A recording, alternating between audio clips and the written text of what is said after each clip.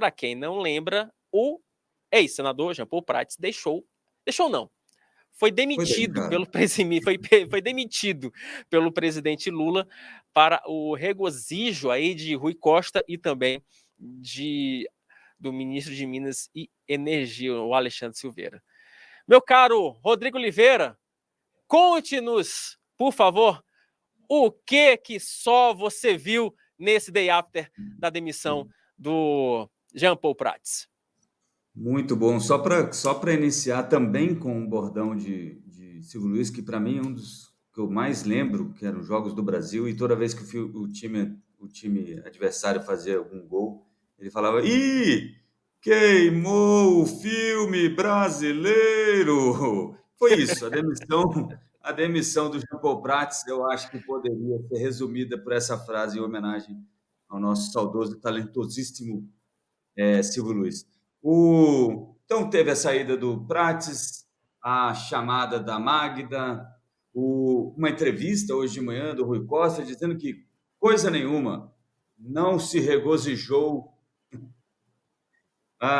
da demissão de Jean Paul Prats. Jean Paul Prats ontem fez um videozinho também falando, foi extremamente tranquilo, falando do que ele fez à frente da Petrobras, desejando sucesso à petroleira estatal e agradecendo, olha só você, a Lula. Afinal de contas, talvez ainda tenha um lugar para ele cair para cima, né? Esse pessoal nunca cai para baixo como nós que somos, como é que se diz, meros mortais, né? E aí o que aconteceu, né? No fim das contas, o mercado já tinha começado ontem mesmo, meio-dia, eu tinha falado isso para vocês, o mercado estava bastante incomodado com essa história, não, né? E aí, na minha opinião, pelo menos, não porque vai haver uma grande mudança na Petrobras, é porque aumenta o risco, né? Aumenta o risco de que a Petrobras vá ser usada, por exemplo, para segurar preço de combustível e tentar controlar a inflação, para distribuir dinheiro, porque como é uma empresa público-privada ali, uma empresa estatal, meio estatal, meio não, você tem menos amarras burocráticas para poder investir em uma outra coisa. E também começaram a aparecer outros probleminhas, né? E eu sempre, hoje de manhã até falei isso lá no programa que a gente tem na INVI,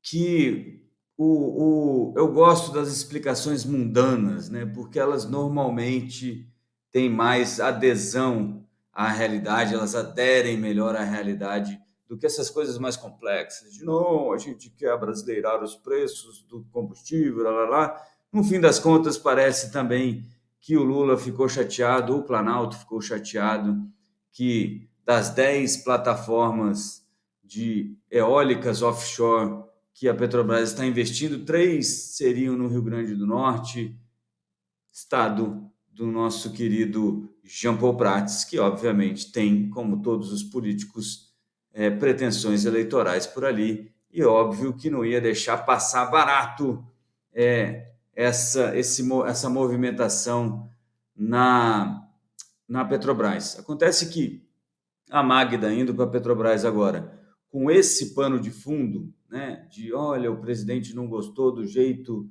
que o Jean Paul Prats foi tocando a empresa, né, ele não fez todos os investimentos que o presidente gostaria que ele fizesse, principalmente não levou o tanto de dinheiro que ele gostaria lá para Abreu Lima, não tocou o negócio de fertilizantes, aí a Magda já tem uma ideia boa lá com o mercadante para reativar a indústria naval brasileira. Então, tudo isso, todos esses métodos, todas essas estratégias são estratégias que no passado recente destruíram o valor ao acionista, né? O que isso quer dizer?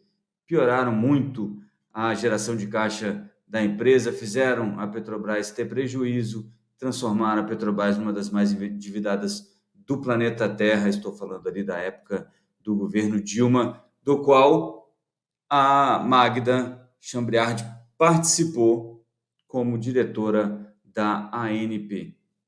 Então, é isso que tem preocupado. Não por acaso, vocês vão lembrar que eu falei ontem que da outra vez que a Petrobras teve um ruído de comunicação parecido com esse, que foi no que acabou sendo a gota d'água para o Jean Paul Prats, que foi aquela discussão sobre dividendos extraordinários, a Petrobras perdeu cerca de 50 bilhões de reais, eliminou 50 bilhões de reais em valor de mercado. Hoje ela cai mais 1,69 nas ações preferenciais, que são as ações que têm preferência na distribuição de proventos, e cai 2,07 nas ações ordinárias, que são as ações que dão direito a voto. Então, se você tiver uma participação maior, ali 10, 15% da Petrobras, você sentaria lá no conselho para votar, se você fosse, né, proprietário aí dessas ações ordinárias. Então, uma cai 1,80, outra cai um pouquinho mais de 2, e o valor de mercado da Petrobras cai ontem e hoje somados 45 bilhões de reais aproximadamente. E é isso mais ou menos que eu esperava que acontecesse. Imagino que hoje seja praticamente o último dia de descontos aí da Petrobras e depois ela comece a estabilizar um pouco mais. Ontem a queda não foi tão forte porque o petróleo subia, mas hoje estamos reagindo aí ainda a essa história, essa troca meio mal gerida de Jean Paul Prats por Magda Chambriard. Então, hoje, os principais, para vocês entenderem o tamanho que isso é para o Ibovespa, né, para a Bolsa local. O Ibovespa, como eu falei, é um índice que reúne aí as 83 principais empresas da Bolsa, segundo alguns critérios ali da B3, e tem 86 ações que compõem, porque algumas empresas, como a Petrobras, têm duas classes de ações, né? Ordinária e preferencial, e outras têm units e outras coisas. Mas são Petrobras, Eletrobras e Bradesco, que têm duas classes de ações dentro do Ibovespa, e aí faz com que o Ibovespa tenha 86 ações, 83 empresas. A Petrobras responde a 13% do peso total quando você faz as contas aí do Ibovespa. Ontem, o Ibovespa fechou em queda de zero qualquer coisa, não lembro exatamente, mas foram mais ou menos 500 pontos de queda, né? Cada movimentação de ação ali tem uma pontuação. Para você ter uma ideia, 500 pontos levaram o Ibovespa para o território negativo. Só a Petrobras caiu 1.000 pontos, 1.050 pontos no dia de ontem. Então, mostra para vocês o tanto que isso afeta quem está olhando lá de fora. A pessoa olha para o índice e fala, mas rapaz, olha só que coisa. E também tem aquela sensação de que o governo está cada vez mais avançando sobre empresas e sobre a economia como um todo. E isso, às vezes, traz insegurança para o investidor. É basicamente isso. O Wilson, posso só mais 2 minutinhos? Lógico, Rodrigo Oliveira, lógico, por favor, o espaço é completamente seu, meu amigo. Fique à vontade. Porque ontem alguém falou assim, qual a importância desse negócio de ações, de bolsa de valores, não sei o quê, para a economia real. Então, vamos pensar o seguinte, você tem uma padaria, precisa de dinheiro para poder ampliar a sua padaria. Isso não acontece no Brasil ainda, mas é mais próximo aí da realidade de países mais desenvolvidos. Então, o que você faz? Você pode pegar esse dinheiro emprestado com o cunhado, o cunhado sempre pede emprestado, né? Senão não é cunhado. Pode pegar emprestado num banco ou pode abrir capital. O que você faz? Você vai na bolsa, vai à bolsa de valores, fala, olha, eu vou vender parte da minha empresa. Quem está interessado?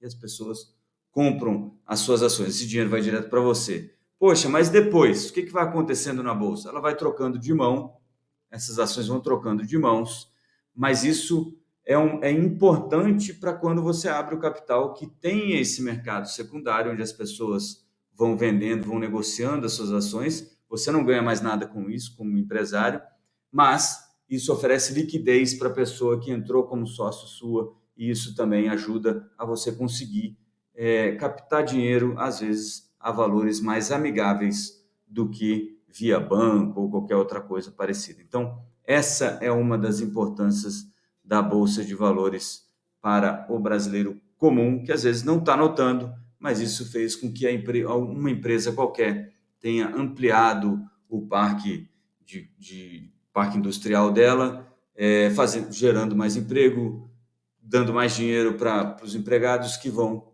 comprar mais coisas e vão fazer com que a roda da economia gire um pouco mais depressa e um pouco mais igualitariamente, ou tentando trazer alguma coisa mais igualitária, ou tentando fazer com que se distribua um pouco da riqueza que a gente tem.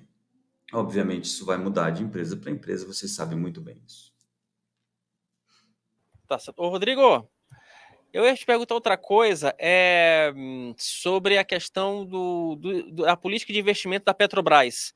Parece que também houve essa discussão se a Petrobras iria investir ou não em fertilizantes, qual era a política, qual era a condução da política de investimentos da companhia. Isso pesou, pelo que a gente tem de informação, e o mercado também deve ter ficado preocupado com isso, né? Porque na prática nós temos um caso clássico de interferência do governo federal na Petrobras, não é isso, Rodrigo?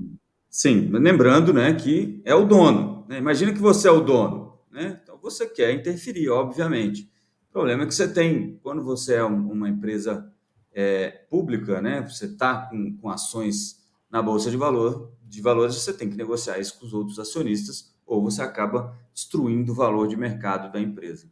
O que é importante aí, teve realmente, isso pesou, essa história dos investimentos. Qual é o problema para o acionista, né, para o investidor? É que é o seguinte, você tem lá o seu lucro, e aí você pega e fala, rapaz, desse lucro aqui, esse montante eu vou investir.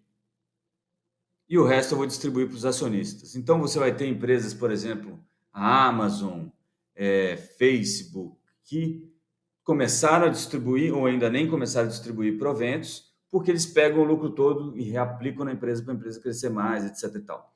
A Petrobras não está nessa fase, né, nessa trajetória da vida empresarial, né, da vida corporativa. Ela já é uma empresa em que a distribuição de dividendos é importante para o acionista.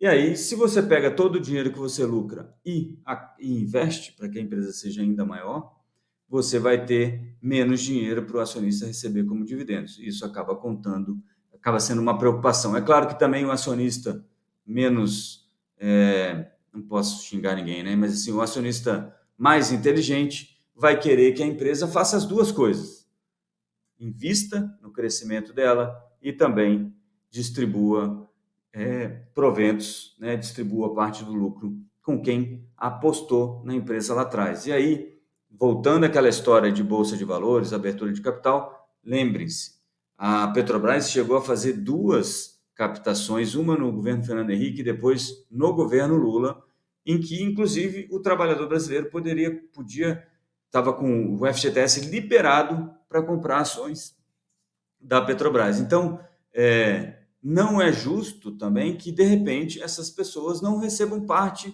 do lucro daquilo que elas compartilharam o risco lá atrás, né? O risco de explorar o pré-sal, o risco do estudo do pré-sal, podia ter dado tudo errado. Mas as chances eram que desse muito certo. Ótimo, mas podia ter dado errado. E essas pessoas apostaram o dinheiro delas também nessa empreitada que foi extremamente lucrativa, que é o pré-sal, né?